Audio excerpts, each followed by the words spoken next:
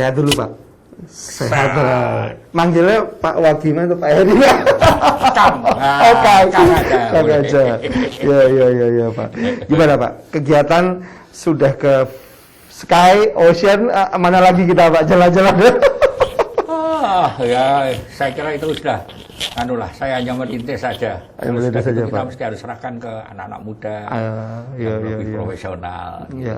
Jadi kita tuh penasaran Pak, setelah wali kota, kenapa nggak Pak Heri itu jadi gubernur atau menteri sekalian tuh loh Pak? Waktu itu kan menanti-nanti loh Pak.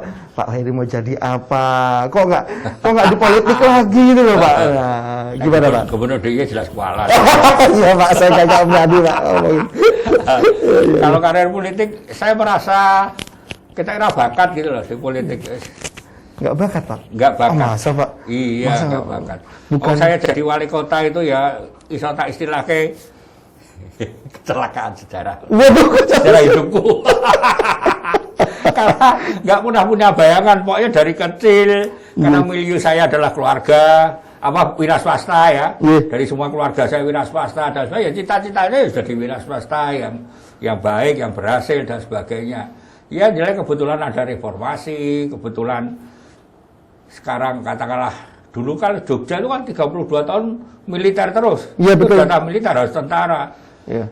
Nah, kemudian ya pokoknya mengeladuk guyon lah biar. Ya mudah-mudahan aja kecelakaan sejarah saya memberi manfaat untuk Yogyakarta. Dan itu bernilai Pak, maksudnya waktu itu kita nggak membayangkan kelitian bisa dipindah itu loh Pak. Nah itu ceritanya gimana tuh Pak? Kok bisa terus ujuk-ujuk ya? Saya pindah yang paling berat sebetulnya yang sekarang jadi Taman Pintar itu Mas Mahe. Oh. Itu kan 1.000 lebih kan? Iya. 1.000 lebih. Iya Pak. PKL yang itu sudah bertahun-tahun di situ, siang malam premannya oke. Dan udahlah saya dilapori pindah, aku pindah ngono digeguyu sama, bukan digeguyu ya, dipaido lah sama staf-staf saya. Loh, Pak kita itu sudah gagal terus Pak, kita gini. Ya, saya mencoba berbicara Pak, memang seseorang apalagi pendapatan ekonominya itu memang manusiawi sekali kalau dia takut terhadap perubahan. Betul. Dengan kebijakan kita dia akan berubah nasib, perubahan mungkin perilaku dan sebagainya. Ya, Karena itu saya bilang itulah yang harus kita yakinkan bahwa kita tanggung jawab. Kita tidak pindah, tidak relokasi, tapi bagaimana saya jamin atau kita jamin itu HP lah status sosialnya, ekonominya, sosialnya jelas nanti akan jadi dari pedagang informal jadi formal. Ya. Tapi kuncinya yaitu komunikasi. Saya itu kalau komunikasi waktu itu dan komunikasinya aja bahasanya bahasa mereka, bahasa awamnya, sehingga saya itu komunikasinya ke mereka. Saya itu yang ke sana malam hari, saya ngobrol itu tidak kuat tak pindah loh. Saya ngobrol saya cerita lah kira-kira seandainya ini loh, itu duit pasar sing api, tempat sing api dan sebagainya, di mana kowe punya status resmi, kira-kira iya, nggih purun Pak, nggih purun. Ya wis arep tak lakokke lho kowe. Iki lho aku di konsep ngene.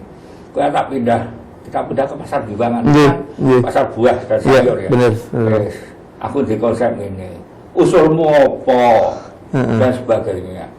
Terakhir wis tak jamin aku dadekno manajer pasaran. Ngono aku gagal ya anu wae.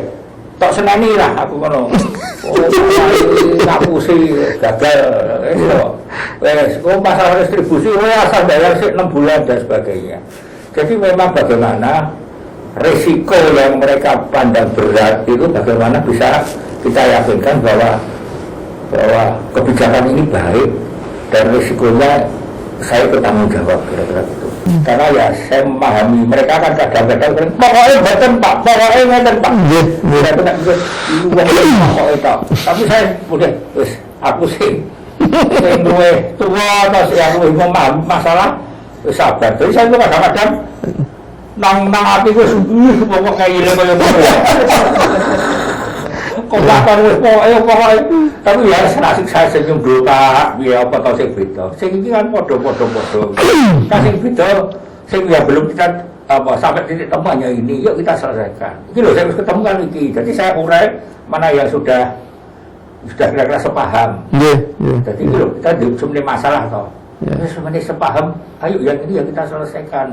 Itu sebelum pasti atau sesudah pasti Pak yang itu? Sebelum pasti, kalau pasti kan pindahan dari Pasar Ngasem. Itu 2004 itu. Untuk akhirnya kita bangun Taman Pintar itu. Ya betul Pak, ingat Pak. Padahal dulu, wah Pak kita, staff saya bilang gagal Pak, bahwa kita acungi celurit barang Pak. Remen aku. Tapi ya kuncinya juga gini. Pasti dari katakanlah 1.000 orang, setiap dalam satu komunitas itu pasti ada follower, ada inspirasi, inovasi, ya ada followernya, ada leadernya, influencernya ada ya Pak ya, influencernya ada, leadernya ada, pasti. Nah leadernya itulah yang lebih banyak harus kita ajak untuk memahami bersama. Itu kalau sama preman dia dengan hadapi dengan preman juga atau iya, preman tuh pendapatmu apa tentang gini. Ya sang kono kowe berubah. Jadi iki. Kita tetap kita beri pekerjaan, tapi yang dengan aturan yang memang sudah bukan sesuatu pemerasan atau sesuatu yang pokoknya aku jaluk sebenarnya enggak. Ya wes kowe tak dadekke iki, tak dadekke parkir, tak dadekke satpam sekalian dia juga di sana toh resmi dari satpam. Sebetulnya kakaknya kan dia minta ada pendapatan di situ, kira-kira gitu. Nah yang menarik lagi itu saya pindah PKL Mangkubumi Mas. Iya Pak. Mangkubumi itu kan juga didampingi LSM luar biasa. Betul. Sehingga pada titik tertentu saya masih ada kira-kira 20%, 15% lah. Mereka belum isihnya ya, pokoknya nggak mau pindah. Yang 85 sudah pindah, sudah mulai kita undi penempatan dan sebagainya. Padahal saya bilang kita ada deadline tanggal ini ya, saya sama staf. Ini kalau kita sampai mundur, itu pasti juga malah akhirnya mungkin yang sudah bersedia malah jadi ragu-ragu. Betul. Jadi saya harus betul-betul melindungi yang sudah bersedia. Nah, saya ini tokohnya wong pira tokoh. Ini Pak. Panggil ke rumah saya. Tak ajak ngobrol nang rumah. Di rumah pribadi, tidak di rumah dinas gitu ya. Dia datang kira-kira jam 8. Selesai kira-kira jam 3 pagi ya. Tapi pertama kali yang saya bilang, Mas, dia ketemu ya. Aku pemimpin, kowe pemimpin. Tak angkat sik dia. Kowe jadi pemimpin loh. Kowe yang pemimpin loh. Kowe mewakili komunitasmu. Ayo kita selesaikan masalahnya apa sing burung apa kelakon. Dia kan didampingi LSM. Saya tak pikir tenan, kira-kira kowe lebih percaya lebih tanggung jawab LSM lebih tanggung jawab aku. Saya bilang gitu. Nek kowe lebih percaya aku, ayo kita ngobrol. Pasti ada jalan keluar, pasti ada kok. Tapi yang jelas aku pengen mundur tanggal ini. Tanggal ini harus clear, bersih, Mangkubumi. Tapi masalah syarat-syarat apa yang kira-kira kamu merasa bimbang apa, ayo kita selesaikan. Beberapa hal yang memang itu kalau memang bisa saya adopsi. Udah artinya clear. Nah, yang terjadi yang itu terpaut 2 hari woyo. LSM saya temen di koran KR, singkat saya. LSM sudah tidak mendampingi lagi PKL Mangkubumi karena PKL Mangkubumi selingkuh dengan wali kota. Bahasanya gitu ya. Selingkuh. Karena saya juga sama staf bilang gini. Mereka itu kan Pak di PKLSM. Ya dia supaya lebih dekat dibanding dengan LSM. Kuncinya itu. Kalau kita bisa lebih dekat komunikasinya, dan saya yakin kita punya sumber daya, punya kebijakan yang jelas dan sebagainya, pasti insya Allah lebih percaya kita. Ya, jadi terus dimusuhi aja. Tapi gimana kita bisa lebih dekat dengan LSM? Tapi intinya gini lah, intinya saya mau nanut filosofi Jawa wae kok Mas. Apa Pak? Huruf Jawa ini dipangku mati. Betul. Dah. Termasuk LSM pun. Alhamdulillah ya, saya dengan LSM itu ribut-ribut ya 2-3 tahun pertama. Tapi setelah itu tak pangku mati. Tak pangku dalam arti apa? Lho kowe omong-omong ngono iki apa toh? Mbok wis ketemu aku, apa sih idemu? Ada satu temen yang waktu awal-awal itu dari Medan ya. Itu ketok nek orang kritik aku seminggu iki ketok gatel Pak. Gatel banget. Tapi dari beberapa hal masukan itu sangat ada juga yang baik gitu loh. Nah akhirnya saya bilang, "Mbok kapan kamu aku?" Jadi memang orang itu cukup idealis, ada idealisme. Dalam perjalanan akhirnya dia sakit dan sebagainya, terus meninggal. Itu pada waktu meninggal mungkin ya, orang yang terdekat dengan dia ya saya akhirnya yang ngurus segala-galanya. Artinya positive thinking itu perlu. Seorang pemimpin itu perlu positive thinking. Jangan seolah-olah semua orang yang berbeda pendapat itu memusuhi. Mungkin karena memang kita masih ada informasi yang belum sampai miss ya. Jadi dan pasti kritik itu tidak mungkin ada yang jelek semua. Pasti mungkin dari titik-titik itu yang ada yang baik. Mungkin cara sebagainya itu nggak usah diabaikan aja. Abaikan aja lah cara penyampaian. Yang penting substansinya apa sih? Zaman Pak, betul Pak. Jadi yang saya lihat Pak, zaman Pak Jokowi belum ngetop Pak. Jenengan sudah Pak Heri sudah bikin parade pawai memindah PKL itu segala macam. Terus kenapa nggak loncat ke tempat lain gitu loh Pak? Kalau bahkan mungkin waktu itu kalau Pak Heri nyalon lagi wali kota di tempat lain mungkin ada yang milih juga gitu loh. Kenapa Pak? Kok nggak mungkin dengan parpol atau ormas kan Bapak bisa loncat tempat lain gitu loh Pak? Ya itu kan saya merasa kok bakat ya, jadi politikus mengelola politik ya. Atau juga ya sebetulnya mungkin ginilah, saya waktu itu kan sebetulnya ya tadi kalimat kecelakaan sejarah itu bagi saya hal yang positif, artinya saya akhirnya bisa katakanlah menuangkan obsesi-obsesi saya untuk Jogja ini, dan saya mulai dari selalu konsepnya adalah kekuasaan itu wakaf politik gitu ya. Kekuasaan sebagai wakaf politik. Ya. Jadi saya mengwakafkan untuk Jogja ini, dan alhamdulillah mudah-mudahan diterima masyarakat. Dan wakaf itu kan artinya kita tidak lebih meminta daripada memberi gitu ya. Betul Pak. Jadi wakaf itu pasti harus memberi sesuatu yang kita tidak mengharap. Saya itu waktu itu konsultasi juga sama katakanlah ulama dan sebagainya. Ya kalau politik niati dengan wakaf. Ya Pak. Jadi wakaf itulah yang saya bisa akhirnya meyakinkan teman-teman saya di jajaran kota untuk bisa kita bekerja ini tidak hanya kita bicara karena karier gaji, tapi jadikan sajadah panjang kita. Ini jadi bagian kehormatan kita. Kamu harus merasa proud, bangga. Saya jadi pegawai Pemkot itu harus ada kebanggaan. Kebanggaan karena dihormati orang, melayani orang, dihargai ya, bukan dihormati lah, dihargai orang karena memang kita menjalankan tugas dengan baik. Tapi itu tadi Mas, saya nggak tahu kok, saya merasa nggak bakat ya. Nyatane, ini nyatane ya. Saya waktu jadi wali kota itu bobotku mau 50 sawa swidak loh Mas. Kamu kerep becek karo butet. Saya itu kerep becek karo butet. Butet itu agar aku nonton pertunjukannya, saya di depan mesti kayak wali kota guru kayak nonton.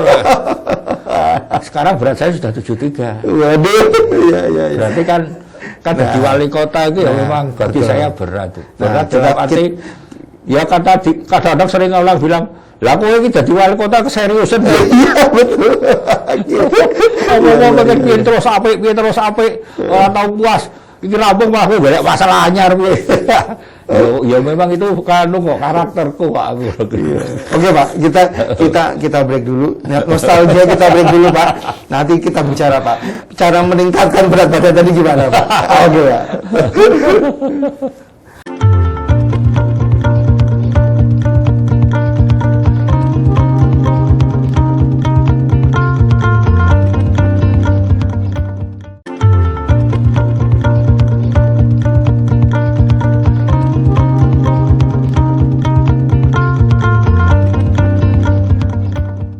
Mas Hendra, ada satu sebenarnya yang menarik. Nah, ini ketinggalan tadi, Pak. 1 bulan atau ya setengah bulan-bulan pertama lah saya jadi wali kota.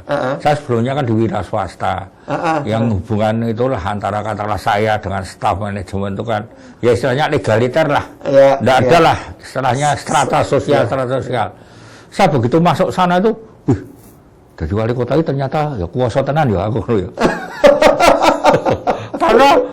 Karena kalau orang duduk aja. Pertama kali saya ingat betul tuh.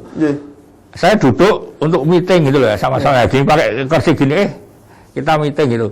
Nah, kursi saya kan saya turunkan dikit gitu loh, supaya saya lebih enak dulunya. Stafnya itu ya menurunkan juga loh. Jadi linggo sejajar kan itu kayak nanya loh. Itu biasa pengalaman yang menarik benar. Ngopo kayak tak duduk kursi terus misalkan ada acara apa rapat meeting atau sesuatu itu kalau saya terlambat juga nunggu saya kan kadang-kadang saya telepon saya yang salah, saya yang terlambat mulai aja. Itu ada makanan ya dinikmati dulu. Saya salah duduk ini wali kota nih aku. Terlambat. Dari 30 sekian tahun Jogja dipimpin oleh wali kota militer Pak ya, dengan konsep yang feodal. Itu good corporate governance-nya jenengan itu susahnya di mana Pak? Ada yang unik nggak Pak kira-kira Pak? Ketika memulai transisi itu Pak?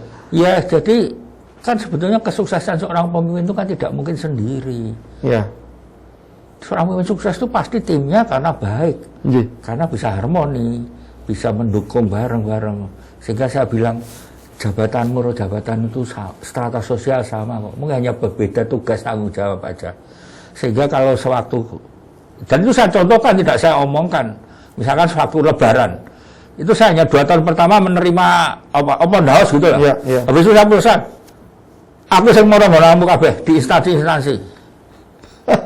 Karena apa? Karena mesti oke salah aku. Aku menyenek aku mesti tahu tak seneni dan sebagainya. Nek kowe paling mau ngrasani ini aku ora ngerti. Jadi aku ora ati wong ngrasani aku ora krungu aku. Terus yang saya datangi pertama adalah pasti Dinas Lingkungan Hidup untuk petugas-petugas pembersih jalan. Iya, Pak. Saya bilang kamu jangan merasa pekerjaanmu paling rendah di antara semua. Kowe ra mlebu seminggu. Orang tak balik dulu. Wali kota ra mlebu seminggu ora masalah. Coba kowe ra mlebu seminggu. Yogyakarta kaya ngopo regete gitu. Jadi kita itu masing-masing punya tanggung jawab, punya tugas, punya peran yang masing-masing nggak bisa tergantikan lah. Nah itulah dengan membangun tim yang baik, itulah insya Allah kita akan mampu mewujudkan banyak visi misi kita. Karena nggak mungkin kita punya visi tanpa dukungan teman-teman. Nah dengan dukungan kan mestinya itu, ayo kita ini menjadi beban kita bersama, tujuan kita bersama.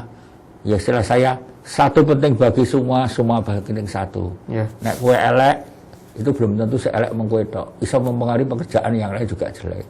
Tapi kalau kamu baik, kamu juga jangan lupa itu prestasimu yang baik, pasti ada dukungan dari pihak lain, instansi lain yang juga bekerja mendukung kamu dengan baik. Ya gitulah kira-kira saya membangun itu. Ya, itu kalau untuk yang pas waktu di balai kota Pak. Kalau sekarang Pak, nggak di balai kota yang sudah menaikkan berat badan itu, nah itu gimana Pak? Bedanya apa Pak rasanya Pak? Apalagi orang ngomong sik maido. Gitu ya Pak. Dulu itu ngene ya pasti ada, dan saya pasti ya pasti nggak mungkin saya bisa memuaskan semua pihak, karena pasti keinginan kebutuhan masyarakat itu pasti tidak ada batas. Sementara sumber daya kita terbatas. Betul. Tapi ya rasanya aduh, aku nyambut ketenanan ya sepeda oke, terutama DPRD ya, DPRD ya sama itu lah gitu kadang-kadang. Tapi menikmati Pak dengan sekarang ada taman wisata, ada yang di pinggir bukit, ada di pinggir laut. Ini menurut saya inovasi yang berbeda, Pak. Ini idenya gimana, Pak? Awal kok bisa langsung ke sana gitu loh, Pak? Ya istilahnya saya sekarang kan kembali ke jalan yang benar ya. Jalan benar. Ya kemarin udah benar loh, Pak. Kembali ke selera asal. Selera asal. Saya memang dari awal kan cita-cita saya adalah bagaimana jadi pengusaha. Gitu ya, yang baik dan berhasil gitu. Jadi ini saya rasakan saya seperti kembali ke dunia impian saya sebelumnya gitu ya. Memang saya enjoy di situ dan tentunya tapi saya tetap mencoba apapun yang bisa saya lakukan untuk hal-hal di luar bisnis ya. Jadi saya juga sekarang alhamdulillah saya cukup efektif di beberapa organisasi, khususnya di Muhammadiyah. Saya sekarang ketua Majelis Ekonomi Kewirausahaan di pimpinan pusat Muhammadiyah. Saya diminta bantuan. Saya juga jadi komisaris misalkan Rumah Sakit Jiha. Ya, di Jiha. Ya, itu kan bukan karena saya memiliki saham atau apa. Betul. Jadi saya 6 bulan sebelum pensiun itu sudah didatangi Badan Wakaf UI. Pak, setelah pensiun jadi komisaris ya. Oh ya, enggak apa-apa. Alhamdulillah saya dipercaya sampai ini 10 tahun lebih tetap dipercaya untuk ngawal Rumah Sakit Jiha. Nah kalau ide katakanlah bisnis itu ya gini ya. Jadi itu ada yang kadang-kadang karena intuisi, ada yang karena ya radar kita ya. Seperti katakanlah terakhir HH. Itu kan saya waktu itu ditunjukin teman saya yang sekarang jadi partner saya. Itu ngomong aja loh mah. Masih benak belukar nih. Saya lihat pertama, pemandangannya apik banget gitu. Apik banget pemandangannya. Udah, yuk kita nganu aja, kita beli aja karena saya lihat ini pemandangannya tidak mudah didapatkan di tempat lain. Ini sesuatu yang saya kira ya mungkin ini yang terbaik lah di pinggir bukit itu ya. Ya udah. Tapi ternyata ngurus izin wangelis mati. Aduh, ternyata saya urus ini nggak boleh dibangun. Ini karena daerah gempa gini. Saya penasaran. Apa iya ya daerah gempa? Tak lihat batanya itu batu-batunya itu keras banget. Akhirnya saya datangkan ahli-ahli. Jadi ada UGM, ada UI dan sebagainya. Saya suruh tolong teliti. Sebetulnya ini layak nggak dibangun. Nah, si penelitian itulah yang saya minta mereka presentasi ke Pemda Gunung Kidul. Ya akhirnya diperbolehkan itu. Jadi ya inilah kadang-kadang harapan saya tentunya ke depan setelah saya cek gitu ya. Loh Pak, kok dulu nggak boleh itu gimana? Lah ini ya, dulu juga ada penelitian. Penelitiannya di mana Pak? Boleh saya lihat? Boleh. Ternyata penelitiannya itu ya mau dari CV ngendi, alamatnya ya kaya gak ngendi lah, nggak ada di situ siapa tenaga ahlinya dan sebagainya. Referensinya ya, tidak mendukung. Iya, jadi ya tentunya harapan kita tentunya Pemda harus sekarang lebih apa ya, lebih bisa welcome ya, dan lebih memahami banyak peraturan yang seharusnya mungkin memang itu tidak betul harus direvisi lagi dan sebagainya. 3,5 tahun lah ngurus. Wah, termasuk yang di selatan Pak, Jogja Rasa Bali Pak. Ya di selatan mah sampai sekarang belum rampung gitu. Nah ya itu, ya orang ditutup nih ya buka terus nih izinnya ya lagi diproses gitu loh. Jadi masih terus diproses Pak izinnya Pak? Masih terus kita proses. Jadi mungkin kepastian itu ya. Jadi saya selalu tekankan. Di pemerintah daerah waktu saya dinas perizinan itu kan juga inovasi saya yang sekarang ditiru di mana-mana. Itu betul-betul Pak orang bisnis itu hanya 3 kepastian waktu, kepastian biaya, kepastian aturan. Udahlah 3 itu kita harus clear kira-kira gitu. Ya. Yang terakhir Pak, kenapa kok dipanggilnya Pak Wagiman itu Pak? Itu ceritanya gimana itu Pak? Wagiman wali kota gila tawan. Wali kota gila taman. Lah bisa taman Pak, kok bisa taman kenapa? Ya karena itu saya terinspirasi dari tahun 2005 saya menonton film masalah perubahan iklim waktu itu. Di mana di situ digambarkan betul dan saya merasa bagus banget penggambarannya bagaimana perubahan iklim akibat katakanlah pengurusan hutan, polusi dan sebagainya. Saya waktu itu terpikir, aduh, cucu saya besok hidup akan seperti apalah. Ya. Kemudian saya langsung berpikir, apa ya kira-kira yang bisa saya, dengan posisi saya bisa memberikan sesuatu untuk ini. Saya berpikir, Jogja, walaupun kotanya sempit, kecil, dan sebagainya, tidak berarti kita mustahil bangun taman. Tapi bukan taman yang seolah satu kawasan luas, terus taman, karena sudah nggak mungkin.